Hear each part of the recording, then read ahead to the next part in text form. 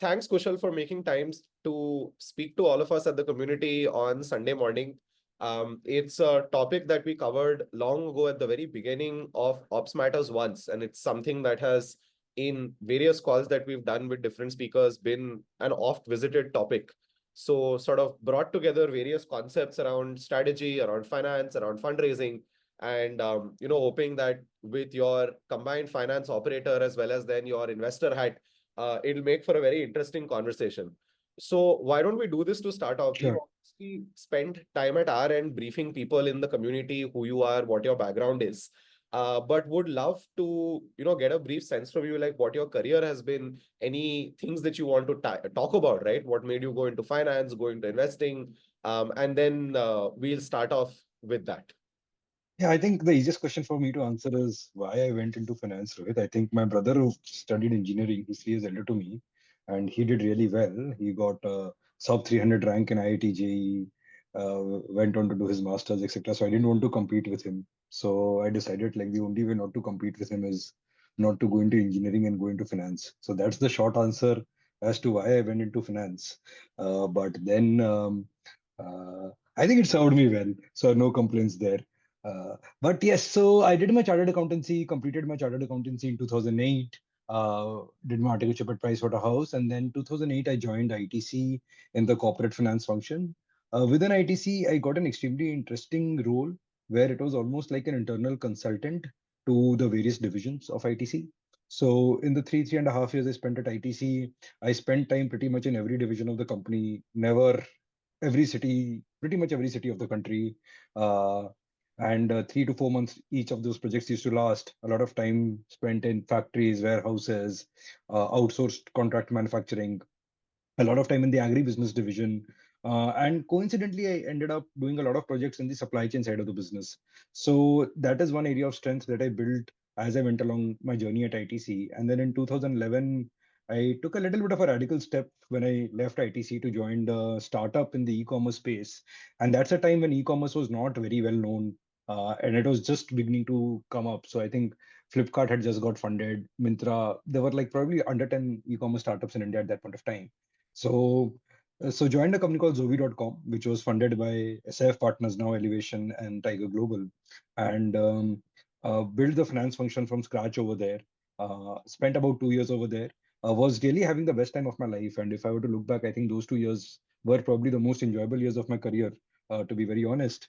But then I met my co-founder here at Lightrock slash Aspada, as we called it then, and he had just got a $10 million commitment from investors to start a new fund.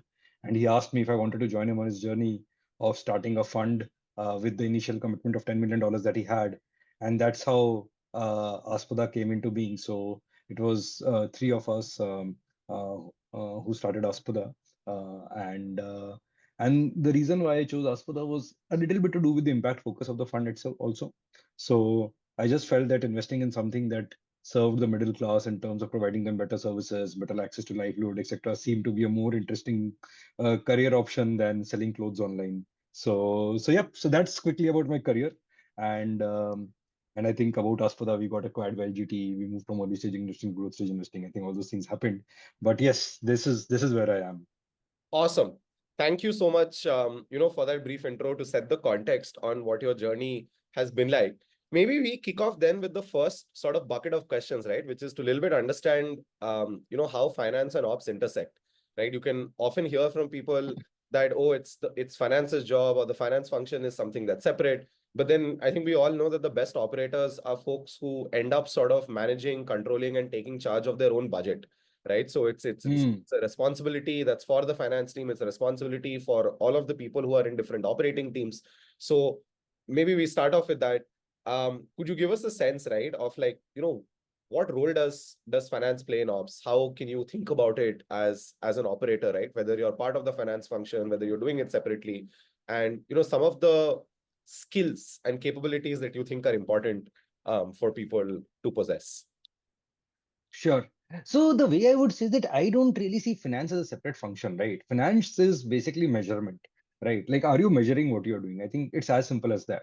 So I think if you were to think about, okay, where have I seen people going wrong? And I'll speak a lot from practical experiences Of than just course. from just like saying this is the right thing to do, this is the wrong thing to do. I think where I've seen people go wrong actually primarily itself at the first stage itself is, do you even know what is the financial outcome you're targeting with whatever you're doing? So let's say you're running a marketing campaign, you're running a sales campaign, you're opening up a new city, you're opening up a new product, whatever, right? Do you even have a plan or a financial plan as to where you are wanting to go? I think that becomes the first piece of financial discipline, because you run anything without having a plan or without having an objective itself is, you're just then shooting in the dark. Uh, the second piece is then like, how are you measuring your progress towards that financial outcome? And are you disciplined in rigorous in measuring your um, progress towards that financial outcome? This is where I feel that having finance and ops operating in silos really makes a very difficult situation. And I can, let me give you a practical example, right? And I'll not name companies here, but in one Of of the course. companies, for example, what they were doing is that they were measuring their margins or whatever, and they thought GST should not be included towards the cost of this because GST is a tax, and like obviously I don't expect ops people to know the integrities of GST. But then they just assume that GST is not a cost because you can get credit of GST or it is thus value added. So they computed, the way they were computing their gross margins or contribution margins was excluding GST. Okay. Now, whereas in the kind of business they were, they would not get the credit of the GST. So GST was actually a pure cost over there.